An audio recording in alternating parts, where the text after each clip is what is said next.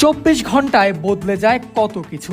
গত রাতের কথা, মাহমুদুল্লাহ রিয়াদ শেষ বলে 1 রান নিয়ে দলকে জেতাতে পারেননি। তার জন্য তাকে শুনতে হয়েছে কত ধরনের কথা, কিন্তু মুখে তার প্রতিবাদ করেননি মাহমুদুল্লাহ। তিনি জবাব দিয়েছেন ঠিক পরের রাতে। একই সময়ে মাহমুদুল্লাহ রিয়াদ ব্যাটে রংপুর রাইডার্সের ম্যাচ তখন টানাপোড়েনে। সেই সময় রিয়াদের ব্যাট খুলেছে। 16 বলে খেলেছেন 34 রানের ইনিংস, 5টা 4-এর পাশাপাশি একটা ছক্কা, 212 স্ট্রাইক রেটে ব্যাট করেছেন, দলকে ম্যাচ জিতিয়েছেন।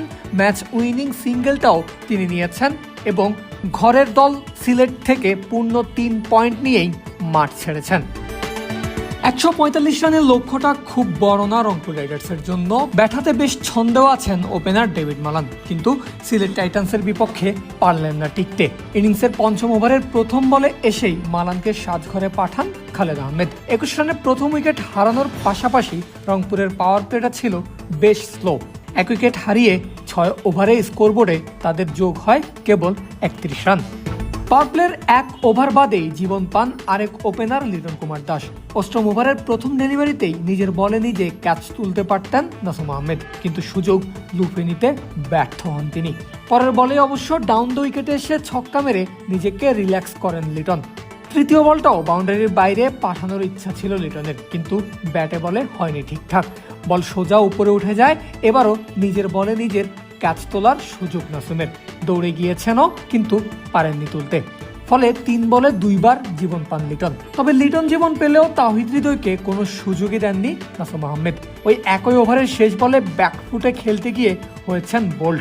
ফলে 50-এর আগেই 2 উইকেট নেই রংপুরের। আর 10 ওভার শেষে তাদের রান দাঁড়ায় 57। একাধিক জীবন পাওয়ার পরেও ইনিংসটা বড় করতে পারেননি লিটন। সাইম আইয়ুবের ফুল লেন্থের ডেলিভারিতে বল তুলে দেন লং অনে, আর দৌড়ে এসে আফিফ তুলে নেন দুর্দান্ত একটা ক্যাচ। 25 বলে 35 রান করে ফিরতে হয় লিটন কুমারকে। রংপুরের কপালে চিন্তার ভাঁজ আরও একটু বাড়িয়ে দেন কায়েল মেয়ার্স। 15তম ওভারের 5ম বলে এই ব্যাটারকে সাজঘরে পাঠান ইথান ব্রুকস।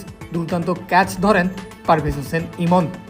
ফলে 100-এর আগে 4র্থ উইকেটটাও হারায় রংপুর। শেষ 5 ওভার থেকে তাদের প্রয়োজন পড়ে 49 রান। এমন অবস্থা থেকে দলকে পূর্ণ স্বস্তিটা দেন মাহমুদুল্লাহ রিয়াদ। 16তম ওভারে বলে আসেন সিলেটের ক্যাপ্টেন মেহেদী হাসান মিরাজ, আর সেই ওভার থেকে 3-4-1 ছক্কায় মাহমুদুল্লাহ তুলে নেন 19 রান। অর্থাৎ 24 বলে বাকি দরকার মাত্র 30 রান রংপুরের। মাহমুদুল্লাহ এই 1 ওভারেই খেলাটা রংপুর রাইডার্সের ডেরায় নিয়ে আসেন এবং শেষ পর্যন্ত খুশদিল শাহকে সঙ্গে নিয়ে রংপুরের 6 উইকেটের জয় নিশ্চিত করেই মাঠ ছেড়েছেন মাহমুদুল্লাহ রিয়াদ। এর আগে টসে হারা সিলেট আগে নামে ব্যাটিংয়ে, তবে খুব একটা সুবিধা করতে পারল না ঘরের দল। 20 ওভারে 8 উইকেটের বিনিময়ে 144 রানে তুলতে সক্ষম হয় টাইটানরা। সিলেটের ব্যাটিং ধসটা নামে পাওয়ার প্লেতেই। ইনিংসের 2য় ওভারেই ওপেনার সাইম আইয়ুবকে ফাহিম আশরাফের ক্যাচ বানিয়ে সাজঘরে পাঠান আলিস আল ইসলাম। ওয়ান ডাউনে নামা ক্যাপ্টেন মেহেদী হাসান মিরাজও দলকে কিছুই দিতে পারেননি। ইনিংসের 5ম ওভারে মাত্র 5 রান করে হয়েছেন মুস্তাফিজুর রহমানের শিকার। আর মিরাজের উইকেট নিশ্চিতের সঙ্গে সঙ্গেই টি-20 ক্রিকেটে 400 উইকেটের মাইল ফলক স্পর্শ করেছেন কাটার মাস্টার মুস্তাফিজ। ভালো শুরু পেলেও টিকে থাকতে পারেননি সিলেটের আরেক ওপেনার রনি তালুকদার। 18 বলে 19 রান করে বোল্ড হন ফাহিমের বলে। ফলে পাওয়ার প্লেতেই 3টা উইকেট হারায় সিলেট। আর পাওয়ার প্লের পর টাইটানরা হারায় ম্যান ইন ফর্ম পারভেজ ইমনের উইকেটও। ছন্দে থাকা এই ব্যাটারকে বোল্ড করেন মৃত্যুঞ্জয় চৌধুরী। স্কোরবোর্ডে 63 রানেই তখন 4 উইকেট নেই সিলেট টাইটান্সের, অর্থাৎ বড় চাপে ঘরের দল।